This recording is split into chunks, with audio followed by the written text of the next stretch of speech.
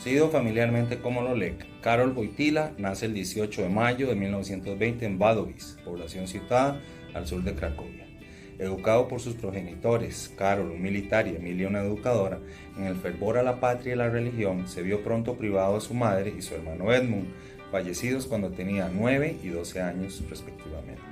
La posterior pérdida de su padre marcaría definitivamente su vida, encaminada desde 1942 hacia el sacerdocio en la clandestinidad en el que el catolicismo polaco se vio inmerso por la ocupación nazi. Antes, el joven Wojtyła, aprendiz de actor y escritor, había sido destinado por los invasores a trabajar en la extracción de piedra caliza en una cantera en su natal país, donde vivió guerras y clandestinidades, resistencias y amores juveniles, actuaciones teatrales y prácticas deportivas en montañas, lagos, campos de fútbol y piscinas. El 1 de noviembre de 1946 se ordena sacerdote. Años después, en 1962, participa del Concilio Vaticano II y es ordenado cardenal en 1967. Hasta que el 16 de octubre de 1978, el hombre que vino del frío, el primer papa eslavo, llega al sillón pontificio desde un país lejano a la Santa Sede. Elegido por 103 de los 109 obispos y candidato de consenso entre progresistas y conservadores, Wojtyła accede al papado a los 58 años de edad, siendo el más joven del siglo XX y el primer papa no italiano desde 1523. Pero, a pesar de ser considerado por sus fieles como hombre digno de título de santo, Juan Pablo II también ha sido objeto de encendidos debates y polémicas. Su pontificado estuvo marcado por la lucha de bloques: comunismo, capitalismo, conservadores, progresistas, recta ortodoxia, teología de la liberación.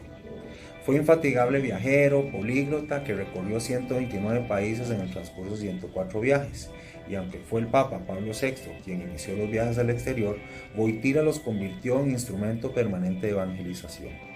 Así, la actualización de la imagen del Vaticano, sus ruedas de prensa en el avión papal y su presencia en la Asamblea General de las Naciones Unidas, la Casa Blanca, UNESCO, estadios de fútbol y cárceles explican su liderazgo mediático.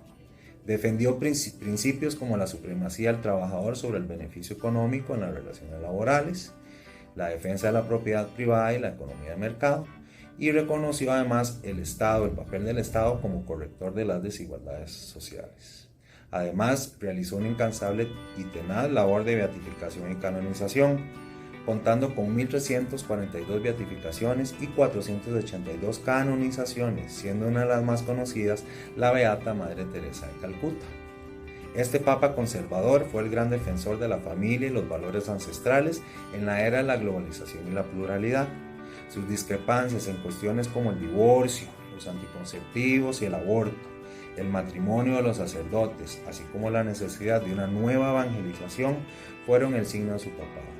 Su discurso era abierto en el campo de la física y la astrofísica, pero contrario a la cultura contemporánea en lo que concierne a la ingeniería genética y la procreación. Obsesionado con el comunismo, fue clave en el final de la Guerra Fría, pero también en la instauración de un modelo de iglesia ortodoxa y rígida, frente a los vientos de reforma surgidos tras el Concilio Vaticano II. Los perdedores del concilio consiguieron durante su papado encumbrar precisamente las tesis más conservadoras y acabar con las esperanzas de renovación de la Iglesia Católica. A lo largo de 3 décadas, Juan Pablo II, con la estimable ayuda de su mano derecha y luego su sucesor, Joseph Ratzinger, se dedicó a fondo a dinamitar esa iglesia en salida que hoy precisamente trata de reivindicar el actual Papa Francisco. Condenó el diálogo entre intelectuales católicos y marxistas abierto por el Vaticano II desde mediados de los años 60 y hasta finales de los 70, condenando por ejemplo al silencio al franciscano brasileño Leandro Boff, defensor de la teología de la liberación. Así, a lo largo de 27 años, castigó a disidentes desviados del dogma católico con la misma firmeza y energía con la que premió a mártires e intérpretes fieles también de la ortodoxia.